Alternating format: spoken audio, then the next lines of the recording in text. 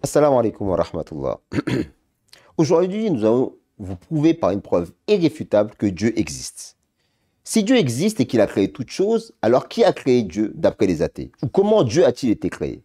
On sait très bien comment l'homme a été créé.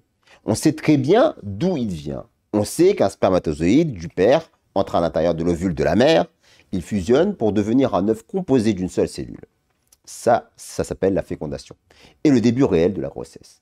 Cet œuf prendra plusieurs mois pour se développer et devenir un bébé. On sait aussi qu'un être humain ne peut pas vivre au-delà d'une certaine limite d'âge. Dans le monde animal et végétal, on retrouve également le même phénomène et on sait comment vient et finit la vie.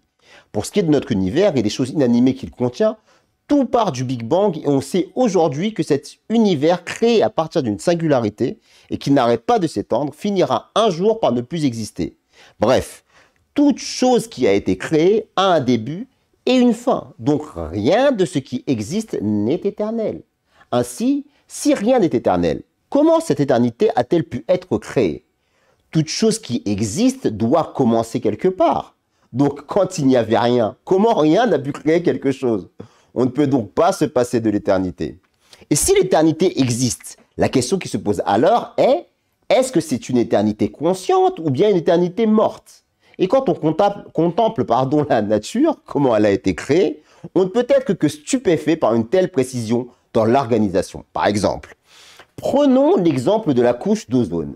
La couche d'ozone, c'est ce bouclier situé entre 20 et 40 km d'altitude qui protège la Terre et ses habitants des rayons ultraviolets du Soleil.